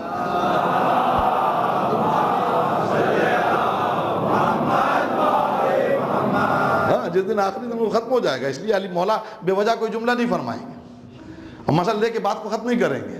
زندگی کو بتانا ہے, اس لیے سوال کیا جا رہا ہے, اللہ سے بھی سوال کیا جا رہا ہے, اس کے رسول سے بھی. بہرحال یہ میٹر نہیں میں عرض کرنا ہے مجھے آپ کو, اس موضوع پہ کوئی گفتگو نہیں کرنا ہے. المختصر جناب مالک سے کہا کہ خبردار, تم جب چلا رہے تھے سامنے دشمن کو دیکھ رہے تھے, لیکن تمہارا مولا چلا رہا تھا تو نسلوں کو دیکھ کے, 70 نسلوں کو دیکھ کے چلا رہا تھا. تو عزیزان گرامی، یہ وہ شخصیات ہیں، یہ وہ ذوات مقدسات ہیں جو نسلوں کو دیکھ کے پہچان کرتی ہیں آنے والے کون میں۔ اسی لیے بہت سے چھوڑے گئے۔ دنیا والے سوال کرتے ہیں اگر وہ برے تھے اور اس طرح غصب کر رہے تھے تو مار دینا چاہیے تھا علی کو۔ ارے مار کیا دینا چاہیے تھا، وہاں محمد کا انتظار ہو رہا تھا۔ ہاں ہونے والا تھا محمد بن ابی بکر، انتظار تھا، انتظار تھا۔ اب ایک واقعہ عرض کر دوں، آخری بات اپنے بچوں کے لیے اور نوجوانوں کے لیے، کیونکہ محمد بن ابی بکر کا نام آ گیا۔ ہاں عزاداری میں بہت مصیبتیں اٹھائی ہیں ہم لوگوں نے، اور خصوصیت کے ساتھ ہندوستان کی عزا میں، اس لیے کہ خلق آل محمد کی دشمن نظر آئی ہے۔ صرف 70,000 ممبروں سے 70 برس تک آل محمد علیہ السلام کو برا نہیں کہا گیا، بلکہ ایک زمانہ تک یہ رسم بد جاری رہی کہ ہر خطبہ جمعہ میں علی و اولاد علی کو برا کہا جاتا تھا۔ بلکہ جو بچے ہسٹری پڑھتے ہیں شاید میری بات کی تائید کریں گے کہ سلطان محمد غوری ہندوستان میں ایک بادشاہ گزرا ہے، غور کا رہنے والا تھا۔ وہ ایک جگہ لکھتا ہے کہ خدا کا شکر ہے کہ ہمارے غور میں کبھی آل محمد پر تبرہ نہیں ہوا۔ اس کا مطلب یہ ہے کہ آس پاس جتنی بھی اسٹیٹس ہیں، جتنی بھی ریاستیں ہیں، وہاں عام ہو رہا ہے تبرہ۔ پھر یہ رسم بد کچھ مجبوریوں کے تحت بند تو ہو گئی، لیکن جب ہندوستان میں ان کی حکومتیں قائم ہوئیں تو اب یہاں ایک رسم بد یہ تھی کہ کسی شیعہ کا نام لے کر پکارا جاتا تھا کہ وہ شیعہ ہے، اور اس کے بعد پبلک کی ذمہ داری ہوتی تھی کہ اس شیعہ کے باپ پر بھی لعنت کریں۔ اورنگزیب کے دربار میں جب دربار سج جاتا تھا اور بادشاہ اپنے تخت پر بیٹھ جاتا تھا تو ایک آدمی کوئی کھڑا ہوتا تھا، ممبر پر جاتا تھا اور جانے کے بعد میں کہتا تھا مثلا میرا نام حسن ظہیر ہے، کہتا تھا حسن ظہیر رافضی بود، حسن ظہیر شیعہ تھا۔ تو اب جتنی پبلک درباری ہوتے تھے وہ کہتے تھے بر پدرش لعنت، اس کے باپ پر بھی لعنت ہو، کیوں شیعہ تھا۔ ایک شیعہ گزرے، اللہ غریق رحمت کرے، بڑے احسانات ہیں ان کے، نعمت خان علی، ان کا نام ہے نعمت خان علی، دکن کے تھے۔ یہ بہت قریب اورنگزیب کے تھے اور اپنا ایمان چھپائے ہوئے تھے، کسی کو نہیں معلوم تھا کہ یہ شیعہ ہیں، بعض حلقوں کو معلوم تھا کہ یہ شیعہ ہیں۔ تو میٹنگ کی دشمنوں نے مل کے، محمد بن ابی بکر کے نام سے یاد آ گیا کہ ابو بکر کا بیٹا محمد، وہ مولا متقیان اس کے لیے کہتے تھے کہ وہ اس کے سلب سے ہے لیکن بیٹا میرا ہے۔ ہاں محمد بن ابی بکر کے لیے فرمایا کہ اس کے سلب سے ہے لیکن بیٹا میرا ہے۔ اسی پر مجھے یاد آ گیا کہ جب نعمت خان علی کے لیے لوگوں نے آپس میں پلان کیا، کہنے لگے کہ دیکھو یہ اپنی شیعت کو چھپائے ہوئے ہے لیکن بادشاہ کے سامنے اس کی شیعت کو اجاگر کرنا ہے، اس سے بھی کہا جائے کہ تبرہ بھیجو کسی شیعہ کے اوپر، اگر یہ کسی شیعہ کے خلاف تبرہ بھیجتا ہے تو اس کے شیعہ ناراض ہو جائیں گے، اگر نہیں بھیجتا ہے تو اس کی گردن کاٹ دی جائے گی۔ تو نعمت خان علی کے پاس کچھ لوگ ایک ڈیلیگیشن بنا کر اورنگزیب کے پاس گئے اور کہنے لگے بادشاہ سب تو لعنت بھیج چکے ہیں، آپ نعمت خان علی سے بھی کہیے کہ لعنت بھیجے۔ تو کہا کیوں؟ کہا نہیں بھیجے گا۔ کہا کیوں نہیں بھیجے گا؟ کہا اس لیے کہ وہ شیعہ ہے۔ کہا اس کا شیعت معلوم نہیں ہے ہم کو۔ کہا نہیں وہ درپردہ شیعہ ہے، آپ کے سامنے نہیں کہتا ہے، آپ لعنت بھجوا دیے اس سے۔ نعمت خان علی کو بلایا گیا، سنو کل تمہیں دربار جب سج جائے تو تمہیں لعنت بھیجنا ہے۔ کہا ٹھیک ہے سرکار میں بھیج دوں گا۔ نعمت خان علی نے کہا میں بھیج دوں گا۔ دربار سج گیا، اب دشمن جتنے تھے وہ خوش ہو رہے تھے، آج بیٹا پھنسا، اب یہ لعنت بھیجتا ہے تو شیعہ سے نکلا اور نہیں بھیجتا ہے تو گردن قلم ہوئی۔ خدا کی قسم شیعت ایک برین کا نام ہے، شیعت ایک ذہن کا نام ہے۔ یہ ہماری بدقسمتی ہوئی کہ ہم اپنے مسائل میں اتنا الجھ گئے کہ اپنے آپ کو گراتے چلے گئے، ورنہ یہی ہندوستان میں، ہندوستان کی تاریخ نہیں عرض کر رہا ہوں لیکن ہندوستان کی تاریخ اس بات کی گواہ ہے۔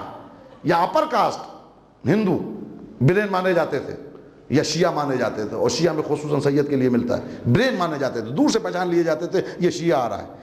جناب نعمت خان علی نے کہا میں جاؤں گا ممبر پر۔ اب یہ ممبر پر پہنچے، دربار سجا ہوا، سب خوش ہو رہے ہیں کہ ایک بار وہ تھوڑی دیر کھڑے رہے، پھر کہنے لگے محمد بن ابی بکر رافضی بود۔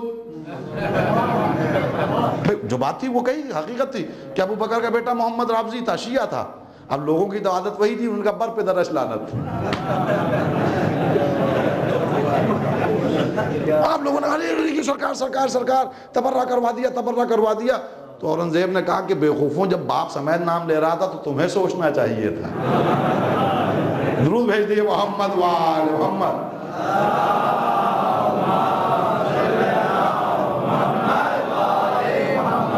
ہاں جب تم باپ سمیت نام لے رہا تھا تو تمہیں خود سوچنا چاہیے تھا۔ تو عزیزان گرامی، یہ مسائل گزرے ہیں ہمارے اوپر۔ اب اللہ کا شکر ہے کہ عزا خانے ہمارے سجے میں ہیں، ہم بغیر کسی تکلف کے ذکر آل محمد علیہ السلام کرتے ہیں، اور ہماری خوش نصیبی ہے کہ ہم اس ملک میں رہتے ہیں کہ جہاں دوسری قوم جو اسلام کے نام سے جلتی ہو وہ حسین بابا کے نام سے نہیں جلتی۔ ہاں، شیو سینا نام آتا ہے کسی مسلمان کے سامنے تو مسلمان سمجھ جاتا ہے کہ یہ اسلام کی دشمنی کے علاوہ کچھ نہیں ہے، لیکن اس کی بھی سبیل نظر آئے گی بمبئی میں آپ کو۔ اللہ کا شکر ہے ہم اس ملک میں ہیں۔ شاید یہی سبب ہے کہ آقا حسین نے کہا تھا مجھے ہند کی طرف چلے جانے تھے۔ ہاں، اس لیے کہ یہاں کے لوگ کم سے کم عزائے سید الشہداء کے سلسلے میں تو ہم آزاد ہیں۔ ہمیں دشواریاں جہاں کہیں ہوئیں انہی سب سے ہوئیں، ہاں، کسی اور سے نہیں ہوئیں۔ خود میں لکھنؤ میں میری کیا بساط ہے لکھنؤ میں، ایک سے ایک علماء اور ذاکرین و خطبہ، میں خود 3 مجلسیں ہندوؤں کے گھروں میں پڑھتا ہوں۔ یہ کمال ہے اس دور میں، یہ 2009 چل رہا ہے، یہ آزادی سے پہلے کی بات نہیں عرض کر رہا ہوں میں، ہاں، یہ 2009 ہے یہاں، اور چھوٹا سا عزا خانہ سجائے ہوئے۔ تو عزیزان گرامی، بڑی مشکل سے عزاداری ہوئی ہے۔ اس وقت عزاداری کرنا مشکل تھا، یا حسین کہنا مشکل تھا، سینے پہ ہاتھ مارنا مشکل تھا۔ یہی اورنگزیب ملعون، اس نے آرڈر دے دیا تھا کہ خبردار اگر عاشور کے دن کوئی بھی نکلا اور اس نے یا حسین کہا تو اس کو جیل میں ڈلوا دوں گا، اس کی گردن کٹوا دوں گا، اور کسی نے بھی سینے پہ ہاتھ مارا تو اس کو جیل میں ڈلوا دوں گا۔ اب بیچارے سب شیعہ پریشان، کیا کیا جائے؟ ظاہر ہے شیعوں کو سب کچھ منظور ہے، لیکن عزا کے سلسلے میں کوئی سمجھوتا منظور نہیں۔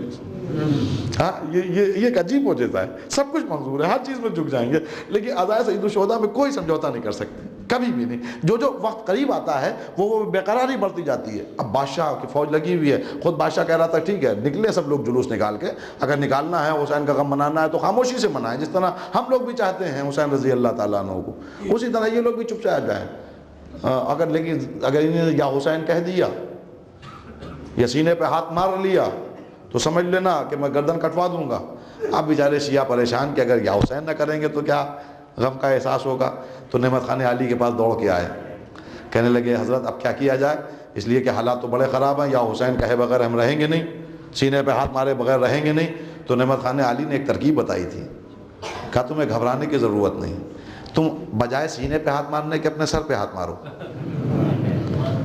ہاں، ساؤتھ میں جو ماتم آج بھی آپ نے اگر ٹیلی ویژن پہ دیکھا ہوگا، کوئی کیسٹ میں دیکھا ہوگا کہ یبن الزہرا وا ویلا، یبن الزہرا وا ویلا، یبن الزہرا وا ویلا، یہ وہی سبب ہے کہ ادھر بادشاہ بیٹھا ہے، ادھر اس کے فوجی تلوار لیے کھڑے ہوئے ہیں، اور خبردار سینے پہ کوئی ہاتھ نہ مارے، خبردار اگر کسی نے یا حسین کہا تو اس کی گردن کاٹ دی جائے گی۔ اب جلوس نکلا، انتظام یہ کیا نعمت خان علی نے کہ کہا سر پہ، بجائے سینے کے سر پہ ہاتھ مارو، بجائے حسین کہنے کہ یبن الزہرا کہو۔ ہاں، اسی کی یاد میں آج بھی یبن الزہرا ساؤتھ میں چلے جائیے اور مختلف علاقوں میں یبن الزہرا یا ویلا۔ تو ارباب غم، میں نے اس وقت تمیدی آپ کے سامنے گفتگو اس لیے کر دی اور یہ واقعات اس لیے عرض کر دی ہے کہ یہ بڑی نعمت ہے جو ہم تک پہنچی ہے، اور ان بزرگوں کا شکریہ، ان کا احسان، اللہ ان گودوں کو سلامت رکھے، اور جو مرحومین ہو چکے ان کو جوار معصومین میں جگہ دیں، جنہوں نے مصیبتیں اٹھا کر ہم تک غم حسین کو پہنچا دیا۔ اب ہم تک پہنچا دیا ہے، اب ہماری ڈیوٹی سخت ہو گئی ہے، اس لیے کہ 1400 سال کی محنتوں کے بعد لوگ مشکلات اٹھاتے اٹھاتے ہم تک تو پہنچا گئے ہیں ایک چیز۔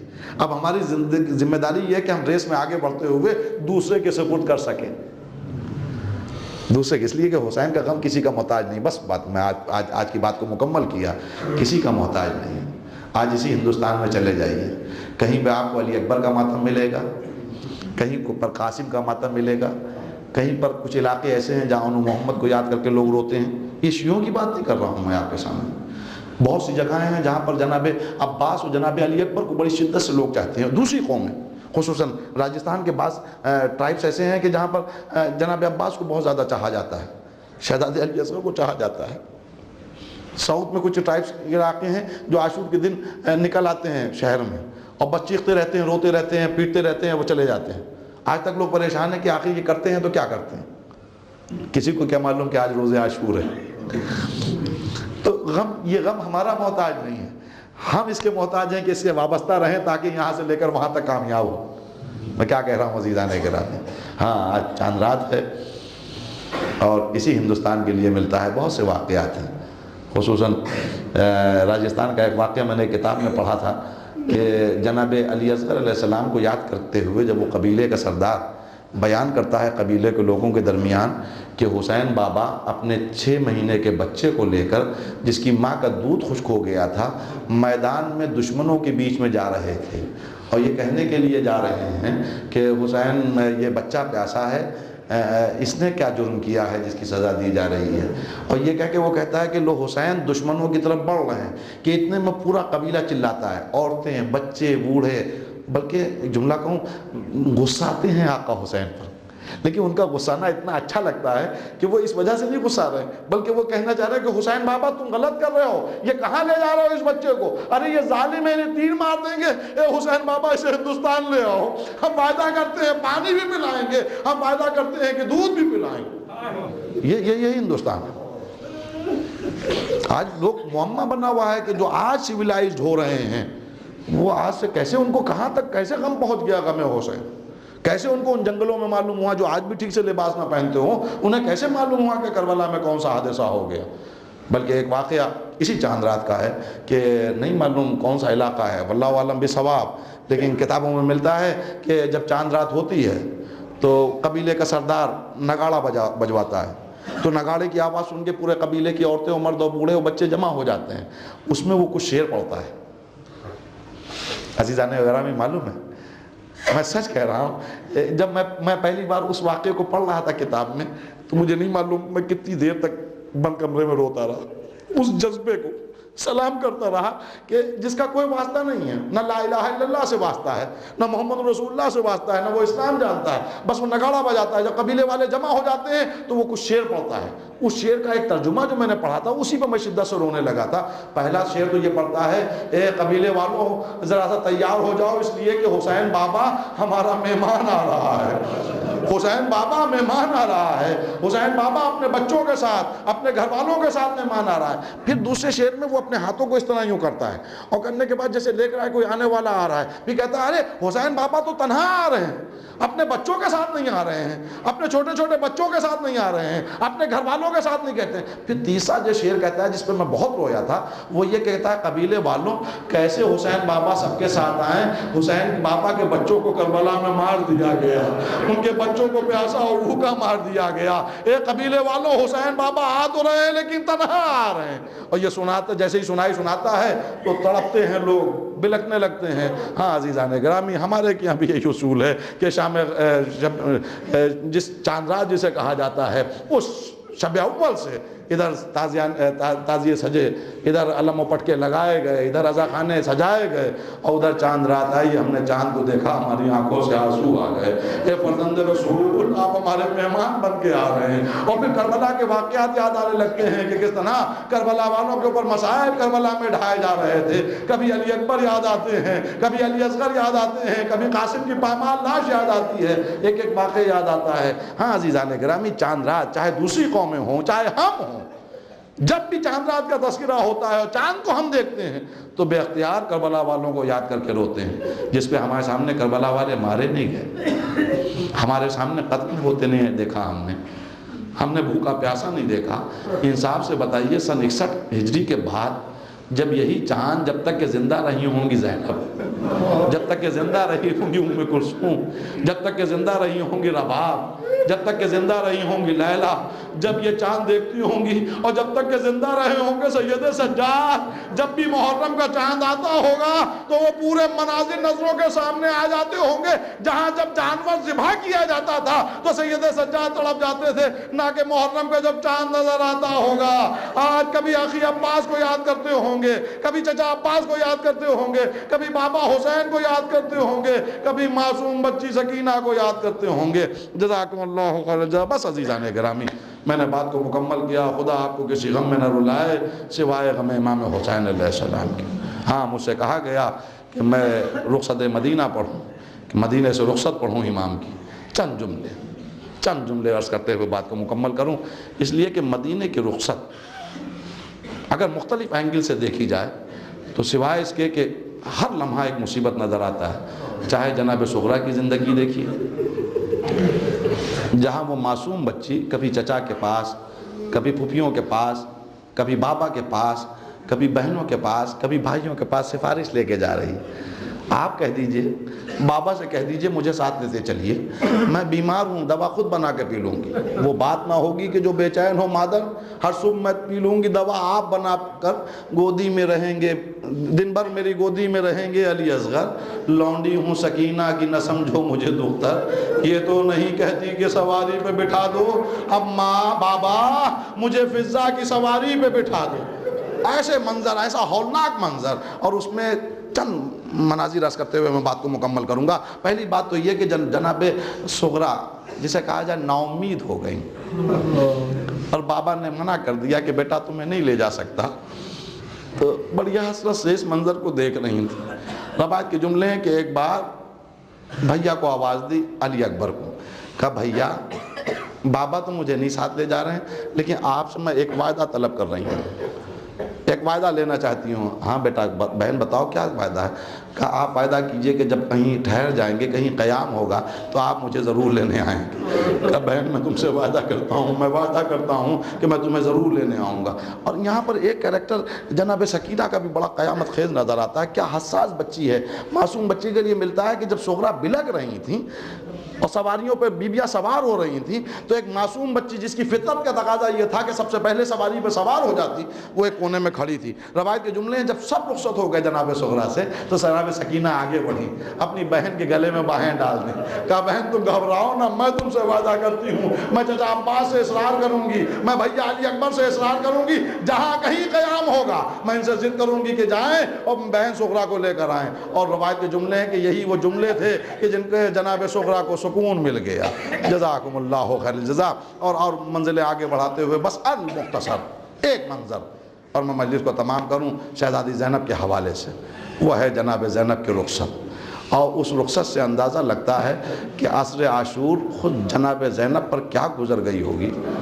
اے ارباب غم، میں سچ کہوں ہم لوگ تو بس اتنا پڑھتے ہیں کہ ایک بھائی کے گلے پہ خنجر چل رہا تھا، ایک بہن ٹیلے پہ کھڑی ہوئی یہ منظر دیکھ رہی تھی، جب گلے پہ خنجر چلتے ہوئے دیکھا تو تڑپ کے کہنے لگی، او پسر سعد تو دیکھ رہا ہے میرا ماجایا قتل کیا جا رہا ہے۔ اور اس کے بعد میں جب پسر سعد نے نہیں سنا تو بی بی واپس خیموں کی طرف چلی، ادھر ظالم کا خنجر چلا، زمین کربلا کو زلزلہ ہونے لگا، فرات کا پانی نیزو اشلا، ایک منادی نے صدا دی، اللہ قتل الحسین بے کربلا، اللہ ذبح الحسین بے کربلا، اللہ اللہ خیر صلی اللہ۔ میں ایک بات کہوں، اس بی بی کے اوپر کیا گزری ہوگی جب گلے پہ خنجر دیکھا ہو۔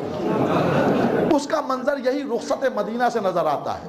دو مناظر نظر آ رہے ہیں جناب زینب سلام اللہ علیہ کے۔ ایک منظر پہلے میں عبداللہ ابن عباس کا عرض کر دوں کہ جب محملیں تیار ہو گئیں اور تمام بیویاں محملوں میں بیٹھ گئیں تو جناب عبداللہ ابن عباس آگے بڑھے، آقا کدھر تشریف لے جا رہے ہیں؟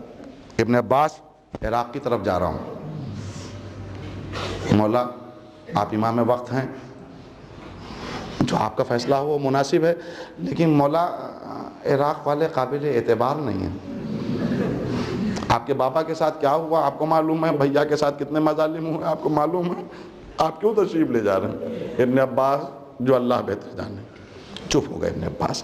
لیکن اب جب دیکھ لیا کہ امام رکنے کو تیار نہیں ہے تو ایک دوسرا جملہ روایت نے لکھا کہ ابن عباس نے کہا مولا ٹھیک ہے، اگر آپ جا رہے ہیں تو عباس کو اپنے ساتھ لیتے جائیے، علی اکبر کو اپنے ساتھ لیتے جائیے، قاسم کو اپنے ساتھ لیتے جائیے، اور محمد کو اپنے ساتھ لیتے جائیے، ان بیویوں کو گھر چھوڑ جائیے، اس لیے کہ عراق قابل بھروسہ جگہ نہیں ہے، نہیں مناسب، کیا معلوم کیسے حالات ہو جائیں، کیسے نامناسب حالات ہو جائیں، کیا معلوم کن مصیبتوں کی آماجگاہ آپ لوگ بن جائیں، تو بہتر یہ ہے کہ بیویوں کو اور بچوں کو یہاں چھوڑ جائیے۔ یہ جملہ جیسے ہی عبداللہ ابن عباس کی زبان سے جاری ہوا، ایک محمل کا پردہ ہٹا اور ایک بیوی کی آواز آئی، ابن عباس تمہیں کیا ہو گیا ہے؟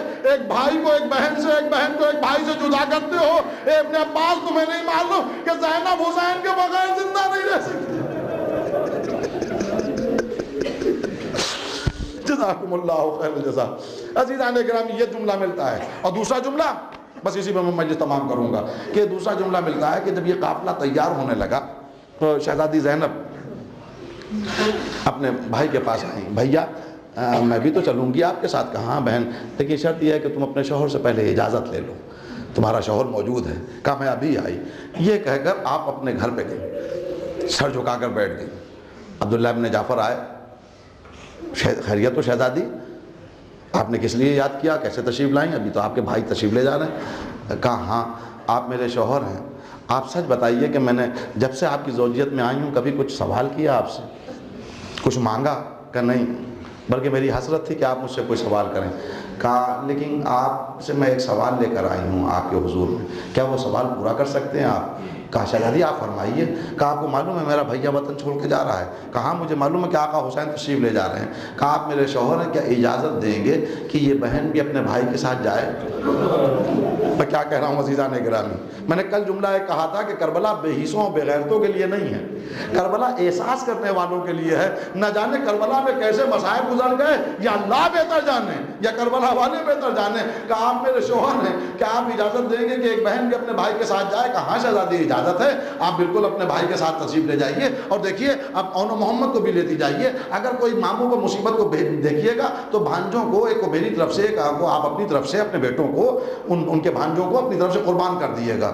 جیسے ہی اجازت ملی حسرت سے اپنے شوہر کو دیکھا، چہرے پہ مسکراہٹ آئی، پھر نہ جانے جناب زینب نے کیا سوچا کہ سر جھکایا اور گریہ کرنا شروع کر دیا۔